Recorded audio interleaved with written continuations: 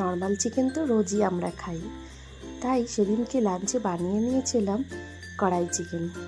আর এই কড়াই চিকেনের সাথে কিন্তু আমরা খেয়েছিলাম জিরা রাইস। কম্বিনেশনটা কিন্তু বেশ ভালোই ছিল। আর এই জিরা রাইসের রেসিপিটাও আপনাদের সামনে একদিন নিয়ে আসবো। এটা কিন্তু আমার হাজব্যান্ড আমার জন্য বানিয়েছিল। তো এর জন্য প্রথমে আমি চিকেনের মধ্যে ভিনিগার, নুন আর লঙ্কা গুঁড়ো মাখিয়ে চিকেনটাকে সাদা তেলের মধ্যে অল্প আঁচে একটু ফ্রাই করে নিয়েছিলাম। যখন দেখবো চিকেনটা মোটামুটি একটু গোল্ডেন কালার হয়ে গেছে, তখন আমি চিকেনটাকে তুলে নিয়েছি।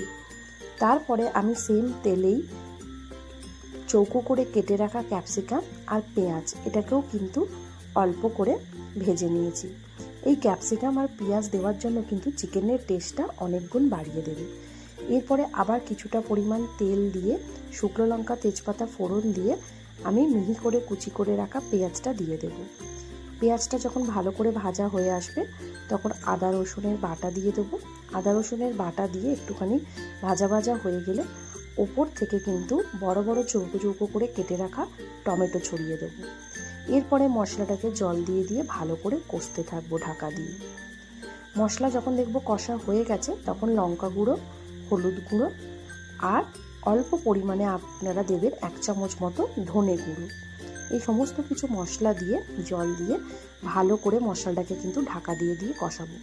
ঢাকা খুলে যখন দেখব যে মশলাটা থেকে তেল ছেড়ে গেছে, তখন আমি আগে থেকে ভেজে রাখা চিকেনগুলোকে দিয়ে দেবো। চিকেনগুলোকে দিয়ে ভালো করে কষতে থাকবো।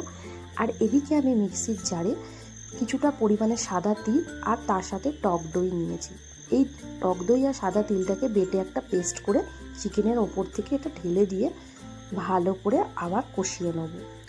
এতে কিন্তু স্বাদটা বেশ ভালোই লাগবে। আর যেহেতু আমি টক দই দিয়েছি, তাই সেই টেস্টটাকে ব্যালেন্স করার জন্য অল্প পরিমাণে চিনি আর ওপর থেকে কুচি করে রাখা কাঁচা লঙ্কাও ছড়িয়ে দেবো এবং সাথে দিয়ে দেবো কিছুটা পরিমাণে ধনেপাতা কুচি।